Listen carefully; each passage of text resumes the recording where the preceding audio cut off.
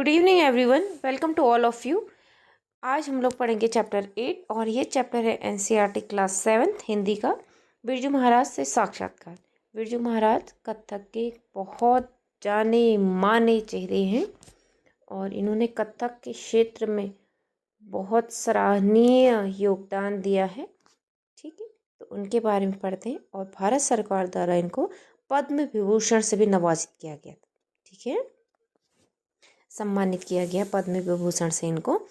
और इन्होंने कथक के क्षेत्र में बहुत काम किया है। तो आइए इनके बारे में पढ़ते हैं। कथक की जब बात होती है तो हमारे मस्तिष्क में एक नाम अवश्य आता है, बिरजू महाराज। कथक की कला उन्हें विरासत में मिली। भारत की बल्कि विदेशों में भी बिरजू महाराज का स्मरण मतलब याद उनकी मनमोहक प्रस्तुतियों के लिए किया जाता है। बिरजू महाराज का जीवन शास्त्रीय संगीत के रागों के समान ही उतार चढ़ाव भरा रहा। आपने जीवन में प्राप्त सफलताओं के लिए उन्हें कठिन साधना की। आइए आज हम पद्म विभूषण श्री बिरजू महाराज से मिलें। इनसे हमारा परिचय करवा रहे हैं आप जैसे कुछ बच्चे। ठीक है, अब आपके जैसे कुछ बच्चे इनसे हमारा परिचय कराएंगे। तो हम लोग अब इनसे परिचय लेते हैं। ये देखिए, ये बिरजू महाराज जी हैं। ओके, अब परिचय कौन ले रहा है? श्रेया, आपकी जैसी कोई बच्ची है। सुना है आपका बचपन संघर्षों से भरा हुआ था। आपने बचपन के बारे में कुछ बताएं। अब श्रेया बिरजू महाराज जी से पूछ रही हैं कि आपका बचपन संघर्षों से भरा था, अपने बचपन के बारे में कुछ बताइए। अब बिरजू महाराज क्या कह रहे हैं, देखिए। एक जमाना था जब हम लोग छोटे नवाब कहलाते थे। हवेली के दरवाजे पर 8-8 सिपाहियों का पहरा होता था। मेरे बाबूजी के देहांत के बाद आर्थिक परेशानियां बढ़ने लगी। जिन डब्बों में कभी 3-4 लाख की कीमती हार हुआ करते थे, वे अब खाली पड़े थे। जीवन में उतार चढ़ाव तो होता ही है, सब समय का चक्र है। संघर्षों के दौर में मेरी सबसे बड़ी सहयोगी मेरी माँ थी। कभी कर्ज लेते थे तो कभी पुरानी जरी की साड़ियाँ जलाकर उनके सोने चांदी के तार बेचते थे। पहले ज़माने में साड़ियों में सोने चांदी के तारों से कढ़ाई होती थी। ठीक है, और जब सोना और चांदी आग में भी उसको कोई नुकसान नहीं होता। जब साड़ी वो जरी वाला कपड़ा जल जाता होगा तो उस और सोना चांदी बच जाता होगा, इसलिए उसको बेचने के लिए अच्छा रहता होगा अलग से। तो इसीलिए वो जरी वाली साड़ियाँ तक जला देती थी अपनी। सोने चांदी के तार बेचते थे और गुजारा करते थे। नृत्य के कार्यक्रम से भी कभी कभी पैसा आ जाता था। दिन में खाना खाते थे तो रात को कई बार नहीं खाते थे। अम्मा बार बार यही कहा करती थी, खाने को भले ही चना मिले या कुछ भी ना मिले, पर अभ्यास जरूर करो। अभ्यास किसका? संगीत का, नृत्य का। तनुश्री एक दूसरी बच्ची है। आपने कथक किससे सीखा? बिरजू महाराज।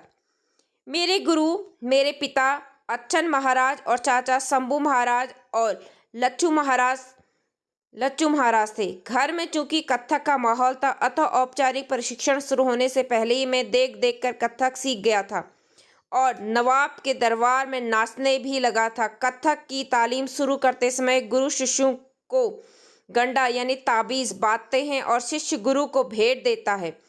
जब मेरी तालीम शुरू होने की बात आई तो बाबूजी ने कहा, भेंट मिलने पर ही गंडा बांधूंगा। इस पर अम्मा ने मेरे 2 कार्यक्रमों की कमाई बाबूजी को भेंट के रूप में दे दी।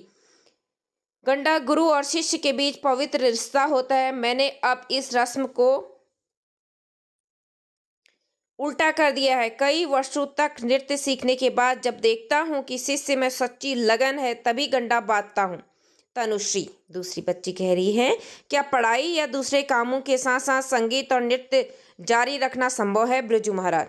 यह तो अपने सामर्थ्य पर निर्भर करता है। मेरी शिष्या शोभना नारायण IAS अफसर है और अच्छी नर्तकी भी है। मैं नृत्य के साथ साथ बजाता और गाता भी हूँ। इसके अतिरिक्त नृत्य नाटिकाओं और उनके लिए संगीत भी तैयार करता हूँ। मैंने जब नौकरी शुरू की तो मेरे चाचा ने कहा, तुम नौकरी में बढ़ जाओगे, तुम्हारे अंदर का नर्तक पूरी तरह पनप नहीं पाएगा। पर मैंने दृढ़ निश्चय किया था कि महाराज बनना है तो उसके लिए मेहनत भी करनी होगी। महाराज एक बहुत सम्माननीय पद है इस क्षेत्र का। ठीक है, माणिक। कथक की शुरुआत कब हुई? बिरजू महाराज, कथक की परंपरा बहुत पुरानी है। महाभारत के आदि पर्व और रामायण में इसकी चर्चा मिलती है। पहले कथक रोचक और अनौपचारिक रूप से कथा कहने का ढंग होता था। तब यह मंदिरों तक सीमित था। हमारे लखनऊ घराने के लोग मूलतः बनारस इलाहाबाद के बीच हरिया गांव के रहने वाले थे। वहां 49 कथकों के घर हुआ करते थे। कथकों का एक तालाब अभी भी है। गांव में एक वैग्रिया नाला है जिसके साथ यह कहानी जुड़ी हुई है। एक बार 9 कथिक नाले के पास से गुजर रहे थे। 3 डाकू वहां आ पहुंचे। कुछ कथिक डर गए, किंतु उन कथिकों की कला में इतना दम था कि डाकू सब कुछ भूलकर उन कथिकों के कथक में मग्न हो गए। तब से यह पद लोगों में प्रचलित हो गया। पद मतलब ये लाइनें, नीचे जो लाइनें दी है वो लाइनें। वैग्रिया नाला जुलुम जोर, 9 कथिक न चावे 3 चोर, जब तबला बोले धिन धिन धिन, तब एक एक पर 3 3 3। ठीक है। लखनऊ घराने के बाद जयपुर घराने और फिर बनारस घराने का विकास हुआ। इसके अलावा रायगढ़ के महाराज चक्रधर की भी अपनी अलग शैली थी। अब श्रेया पूछती हैं, क्या नृत्य सीखने के लिए संगीत जानना जरूरी होता है? अब बिरजू महाराज आंसर देते हैं।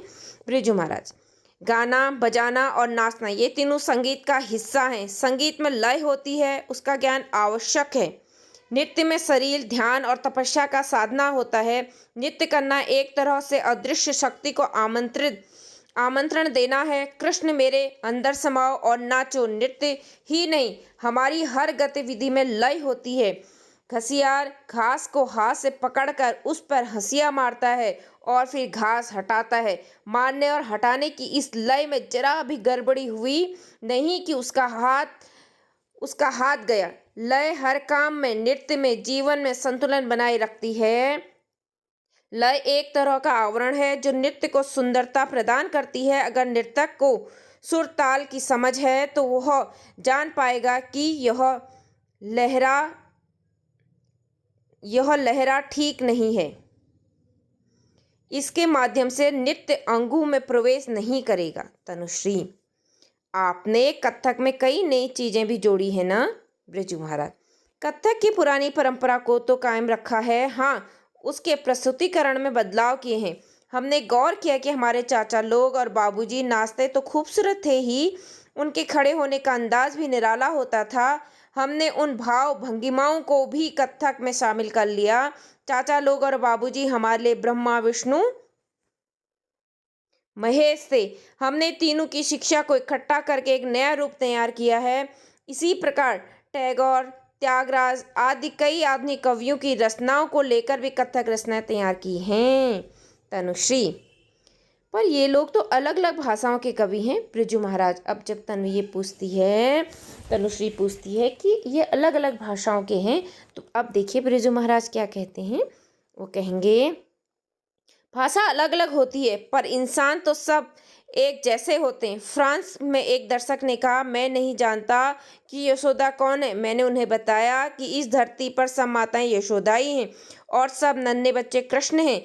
बच्चे की जिद, रोना, उठना, बैठना सब जगह एक जैसा होता है। धीरे धीरे हमें अलग अलग भाषा, संस्कार और तौर तरीके मिलते हैं।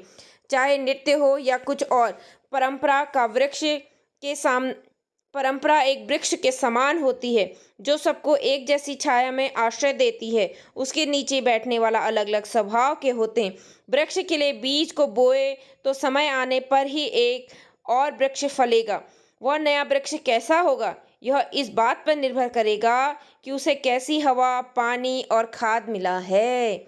ठीक है, मतलब कहने का मतलब ये है, भाषाएं अलग अलग हो सकती हैं लेकिन जो मानवीय भावनाएं हैं, मानवीय समझ है, मानवीय विचार हैं, वो कभी नहीं बदलते हैं। ठीक है, आपने जब सीखना शुरू किया तब से अब तक कथक की दुनिया में क्या क्या बदलाव आया है? बिरजू महाराज, पहले मंच नहीं होते थे।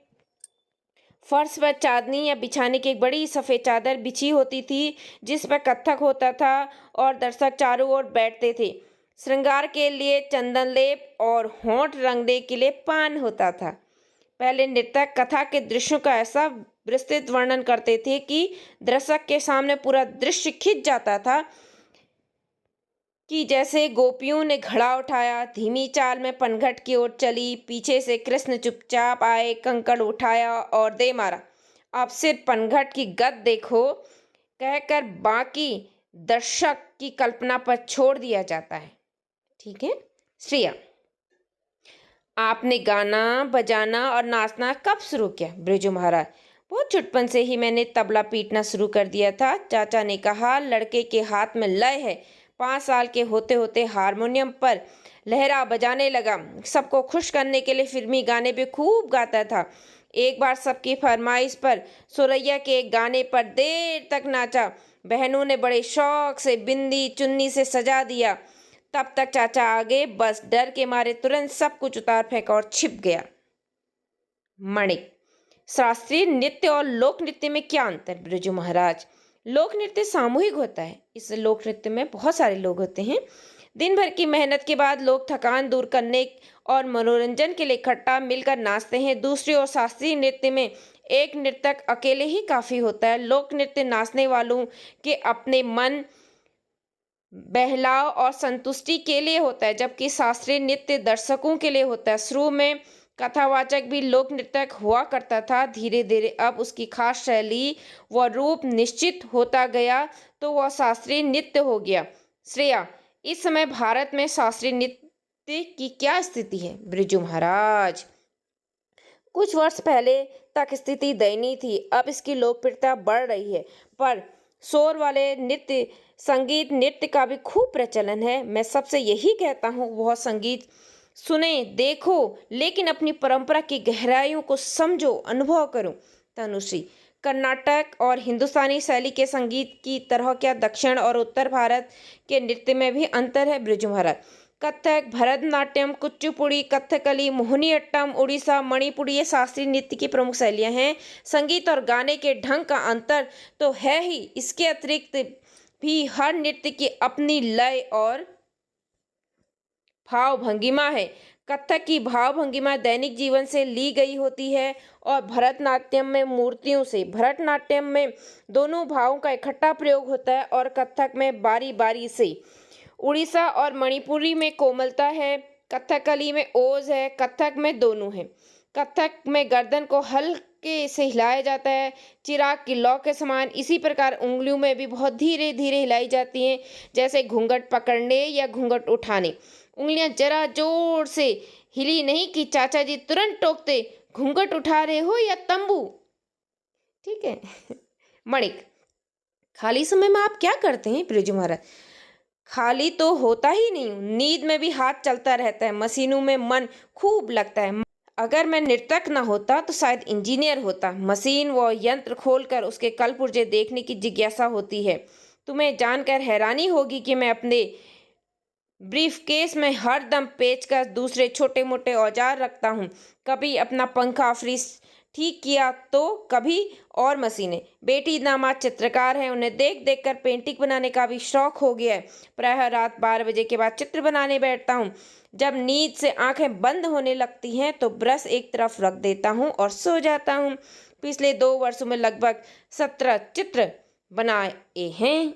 श्रेया, अगर कोई बच्चा गाना बजाना नृत्य सीखना चाहे पर घर के लोग ना चाहते हों तो ऐसे में क्या करना चाहिए? बिरजू महाराज, आजकल के माँ बाप से मेरी विनती है, यदि बच्चे की रुचि है तो उसे लय के साथ खेलने दें। जैसे अन्य खेल हैं वैसे ही यह भी खेल है, जिसमें बहुत कुछ सीखने को मिलता है। इस खेल की दुनिया में संतुलन, समय का अंदाज व सदुपयोग बच्चों के बौद्धिक विकास के लिए बहुत महत्वपूर्ण है। ये देखिए बिरजू महाराज नृत्य करते हुए। ठीक है। तनुश्री, क्या आपके परिवार में लड़कियों ने कथक नहीं सीखा? बिरजू महाराज, मेरी बहनों को कथक नहीं सिखाया गया, पर मैंने अपनी बेटियों को खूब सिखाया। बेटियों के पास शिक्षा या कोई न कोई हुनर अवश्य होना चाहिए ताकि वो आत्मनिर्भर हो सकें। हुनर ऐसा खजाना है जिसे कोई नहीं छीन सकता और वक्त पड़ने पर काम आता है। बच्चों, तुम लोग संगीत सीखते हो, यदि नहीं तो जरूर सीखो। मन की शांति के लिए यह बहुत जरूरी है। लय हमें अनुशासन सिखाती, संतुलन सिखाती। नाचने गाने और बजाने वाले एक दूसरे के साथ तालमेल बैठाकर एक नई रचना रच करते हैं। सुर और लय से हमें एक दूसरे का सहयोगी बनकर अपने लक्ष्य की ओर बढ़ने की प्रेरणा मिलती है। ठीक है, तो ये है प्रसिद्ध कथक नर्तक महाराज बिरजू महाराज जी हैं के बारे में साक्षात्कार था। ओके, अब इस चैप्टर के क्वेश्चन आंसर हम लोग करेंगे नेक्स्ट वीडियो में। ओके, तब तक के लिए आप लोग पढ़ते रहें। Thank you for watching everyone. जय हिंद। मिलते हैं नेक्स्ट वीडियो में। अगर आपका कोई और सवाल हो तो आप मुझे कमेंट कर सकते हैं। बाय।